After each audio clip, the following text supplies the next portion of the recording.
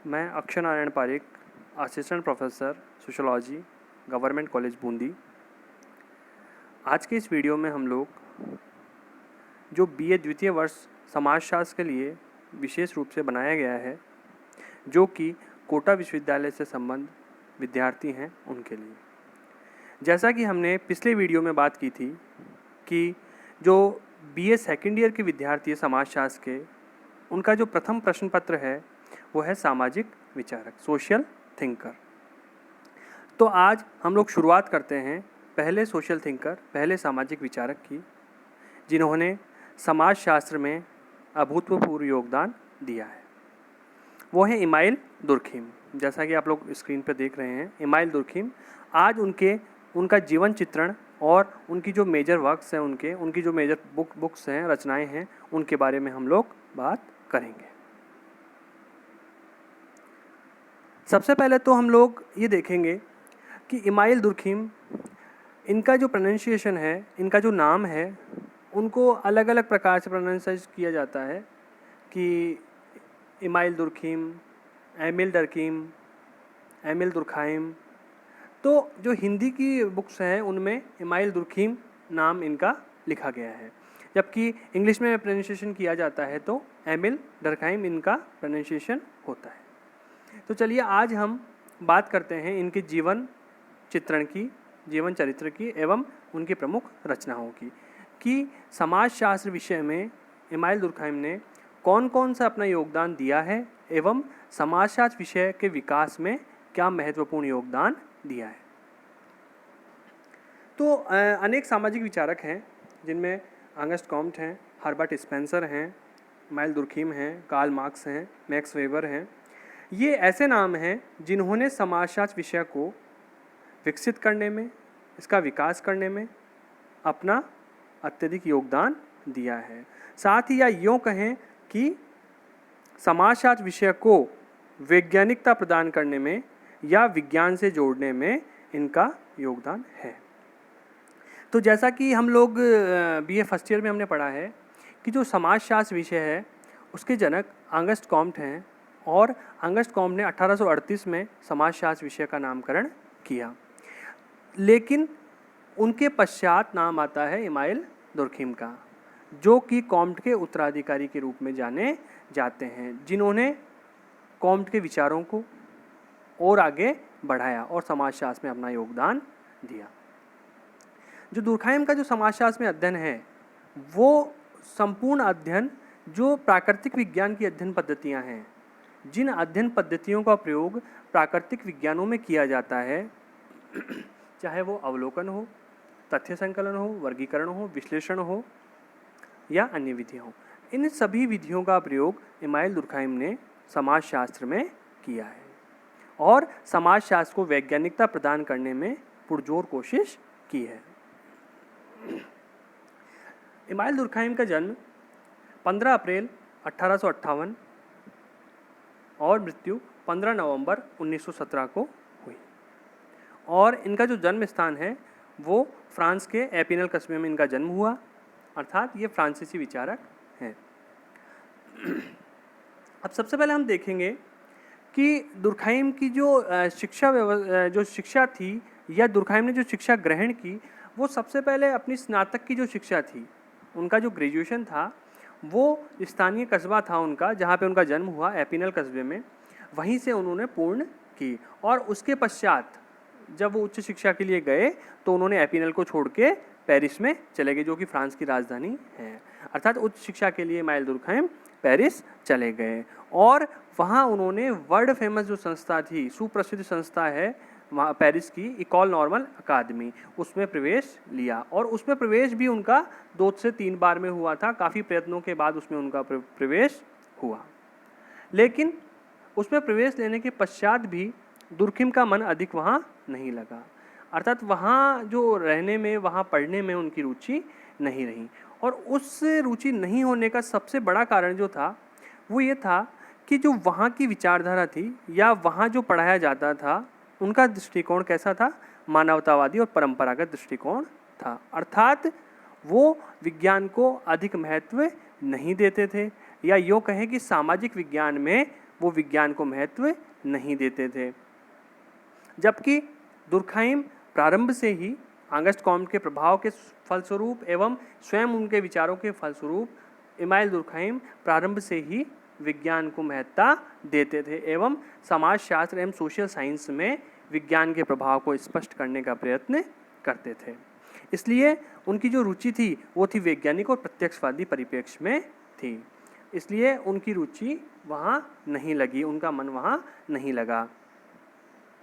अब बात ये आती है कि किसी भी विचारक की कोई ना कोई ऐसा मेजर वर्क होता है या कोई ना कोई ऐसा कार्य होता है जिससे उसको प्रसिद्धि मिलती है, अर्थात उसको जब लोग जानने लगते हैं और वो अपने क्षेत्र में फेमस अथवा वर्ल्ड फेमस अथवा पूरी दुनिया में उसका नाम होता है संबंधित विषय में।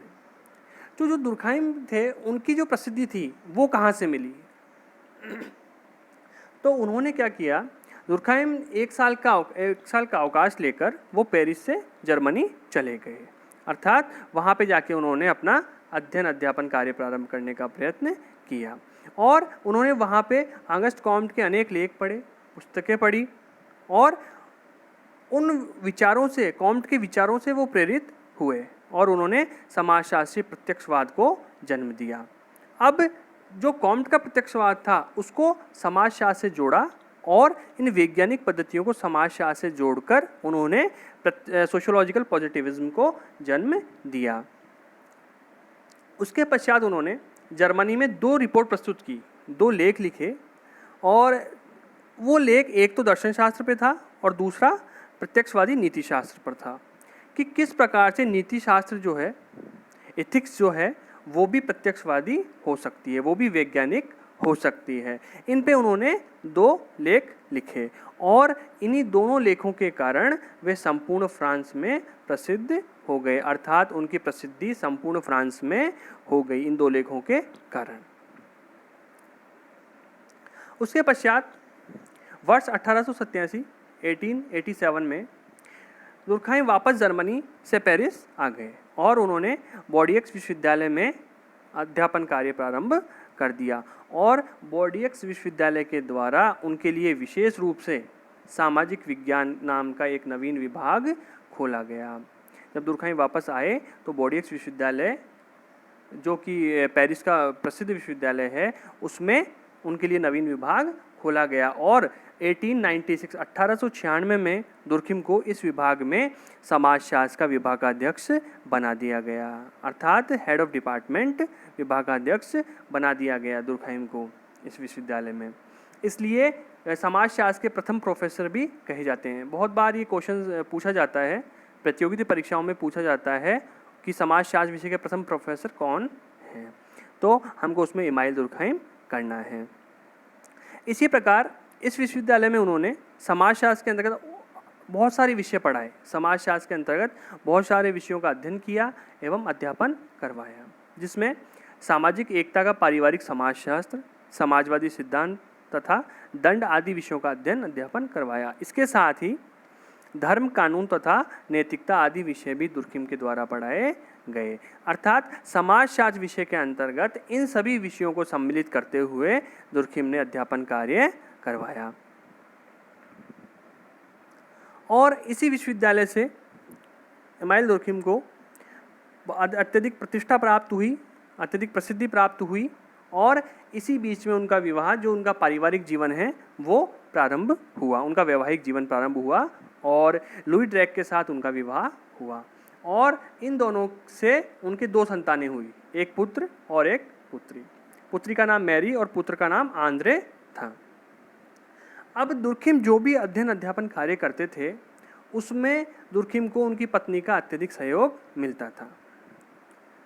जब आप लोग हम लोग जब पढ़ते हैं तो हम लोग केवल विचारक के वर्क्स पे एवं विचारक के जो कार्य किए गए हैं, उनकी पुस्तकें लिखी गई है, हम उन पे बहुत अधिक फोकस कर देते हैं और इस बीच में उनका पारिवारिक एवं सामाजिक जीवन एवं जीवन पर्यंत उन्होंने किन किन परिस्थितियों में रहकर कार्य किया, कैसे वो विचारक बने, ये सब पीछे छूट जाते हैं। इसलिए यह आवश्यक है कि किसी भी विचारक को पढ़ने के पहले, किसी भी विचारक के विचार जानने के पहले हमें उसके पारिवारिक एवं सामाजिक जीवन की भी जानकारी होना आवश्यक है। ये समझ के लिए और प्रतियोगी परीक्षाओं दोनों के लिए ही आवश्यक है। और इस अध्ययन अध्यापन कार्य में उनकी पत्नी का अत्यधिक उनको सहयोग मिला, अत्यधिक सहयोग उनकी पत्नी ने किया। अब जो दुर्खाइम ने 1914 में जो प्रथम विश्व युद्ध प्रारंभ हुआ, उसके पश्चात दुर्खाइम में एक ऐसे विचारक थे जिनका जो पूर्ण रूप से समर्पित थे अपने काम के लिए, अपने देश के लिए, और जो भी घटनाएं देश में घट रही थी, प्रथम विश्व युद्ध प्रारंभ हो चुका था 1914 में, तो उन्होंने, उनका जो पुत्र था आंद्रे, उन्होंने अपने पुत्र को समाज सेवा के लिए समर्पित कर दिया। अर्थात उन्होंने अपने पुत्र को युद्ध के लिए तैयार किया और स्वयं भी अपने लेखों से, अपने भाषणों से, जो भी वहाँ की जो गतिविधियाँ थी या वहाँ की एक्टिविटीज़ थी, उसमें बढ़ चढ़कर हिस्सा लिया, प्रत्यक्ष रूप से उसमें हिस्सा लिया और देश के लिए काम किया। और साथ ही जो देशवासियों का मनोबल था वो बढ़ाया। उन्होंने जनता को एक नारा दिया, धैर्य, प्रयत्न और विश्वास। ये नारा आज भी फ्रांस में बहुत फेमस है, बहुत प्रसिद्ध है। इमाइल दुर्खाइम ने धैर्य, प्रयत्न और विश्वास नारा दिया जनता के लिए कि धैर्य रखो, प्रयत्न करते रहो और विश्वास रखो कि हम एक दिन सफल होंगे। ये नारा उन्होंने दिया और वो इस तरह से समर्पित थे अपने देश के लिए कि उन्होंने अपने इकलौते पुत्र आंद्रे को युद्ध के मैदान में भेज दिया। और युद्ध के मैदान में आंद्रे बहुत गंभीर रूप से घायल हो गया और उस घायल अवस्था में जब के कुछ समय बाद वो वीर गति को प्राप्त हो गया, अर्थात वो शहीद हो गया। युद्ध के मैदान में इमाइल दुर्खाइम का पुत्र आंद्रे शहीद हो गया। अब अपने इकलौते पुत्र को खो देने के कारण दुर्खाइम के अंदर तक इस बात ने इमाइल दुर्खाइम को झकझोर दिया और वो 1916 में गंभीर बीमारी के शिकार हो गए। अर्थात वो इस सदमे से बाहर नहीं निकल पाए और एक गंभीर बीमारी ने उनको जकड़ लिया और 1917 में वे नीति शास्त्र पर पुस्तक लिखने के लिए फाउंटेनब्लू गए। इतना सब होने के बाद भी उन्होंने अध्यापन कार्य एवं अपना पुस्तक लेखन का कार्य जारी रखा और 1917 में वो फाउंटेनब्लू गए एथिक्स पर बुक लिखने के लिए। परंतु इसी समय 15 नवंबर 1917 को 59 वर्ष की अल्पायु में वे इस संसार को अलविदा कह गए। अर्थात एक ऐसा विचारक सदा सदा के लिए इस संसार को छोड़कर चला गया जिसने विषय को स्थापित करने में, समाजशास्त्र विषय को स्थापित करने में, उसका विकास करने में एवं उसको विज्ञान से जोड़ने में अभूतपूर्व योगदान दिया है। अब हम लोग देखेंगे कि जो इमाइल दुर्खाइम ने अपनी प्रमुख रचनाएं जो लिखी है, अपनी पुस्तकें लिखी है, वो कौन कौन सी पुस्तकें हैं जो दुर्खाइम ने लिखी है। सबसे पहली पुस्तक the division of labour in society 1893 में। उनकी यह पुस्तक हिंदी में अगर इसका रूपांतरण है समाज में श्रम विभाजन। पहले वो फ्रांसीसी में लिखी गई थी, उसका इंग्लिश में अनुवाद the division of labour in society और हिंदी में समाज में श्रम विभाजन हुआ। और इसी पुस्तक के द्वारा उनको ये उनका शोध कार्य भी था, इसलिए उनको जो डॉक्टरेट की उपाधि मिली वो इसी पुस्तक के द्वारा उनको डॉक्टरेट की उपाधि प्रदान की गई। और परीक्षा के दृष्टिकोण से किसी भी विचारक की पुस्तकें प्रकाशित होने का ईयर और हिंदी और इंग्लिश दोनों में पुस्तक का नाम, ये हमको आना अत्यंत आवश्यक है, क्योंकि जो वन लाइनर क्वेश्चंस आते हैं, जो अति लघुतरात्मक क्वेश्चन आते हैं, वो सीधे इनमें से पूछे जाते हैं। और साथ ही इनसे हमें ये जानकारी प्राप्त होती है कि कौन कौन सी पुस्तक किस विचारक ने लिखी है। साथ ही किसी भी विचारक को पढ़ने से तत्कालीन परिस्थितियों का ज्ञान होता है कि उन परिस्थितियों में उन विचारकों ने समाज को कैसे समझा है। तो ये जो पुस्तक लिखी उन्होंने वो division of labour in society पर लिखी कि समाज में जो श्रम का बंटवारा है, कार्यों का जो विभाजन है, वो कैसे होता है। हम इस संबंध में आगे चर्चा करेंगे इनकी एक एक बुक्स पे। पहले हम लोग इसके पूरे जो बुक्स इन्होंने लिखी है उस पर चर्चा करते हैं। दूसरी पुस्तक इन्होंने लिखी the rules of sociological method, समाज शास्त्रीय पद्धति के नियम। यह प्रकाशित हुई 1895 में, 1895 1905 में। इनकी कुछ अन्य पुस्तकें, जिनमें बहुत ही प्रसिद्ध पुस्तक द सुसाइड 1897 में, आत्महत्या, जो इन्होंने लिखी, जिसमें आत्महत्या के बारे में संपूर्ण विश्लेषण किया कि आत्महत्या क्या है, आत्महत्या क्यों की जाती है, आत्महत्या का कारण क्या है और आत्महत्या के लिए कौन जिम्मेदार है, साथ ही आत्महत्या के कौन कौन से प्रकार हैं, इन सब के बारे में विस्तृत चर्चा इन्होंने इस पुस्तक में की है। यह पुस्तक 1897 में प्रकाशित हुई। इसके पश्चात इन्होंने the elementary forms of religious life पुस्तक लिखी, धार्मिक जीवन के प्रारंभिक स्वरूप। साथ ही इन्होंने एजुकेशन एंड सोशियोलॉजी पर पुस्तक लिखी। इसके बाद इन्होंने सोशियोलॉजी एंड फिलॉसफी पर पुस्तक लिखी, समाजशास्त्र और दर्शनशास्त्र पर, मोरल एजुकेशन पर पुस्तक लिखी। तो अनेक पुस्तकें इमाइल दुर्खहाइम के द्वारा लिखी गई और ये सभी पुस्तकें तत्कालीन परिस्थितियों को ध्यान में रखकर और एक समाजशास्त्र को एक वैज्ञानिक उपागम या समाजशास्त्र को वैज्ञानिक दृष्टिकोण से देखने नज़रिए से देखकर ये पुस्तकें लिखी गई।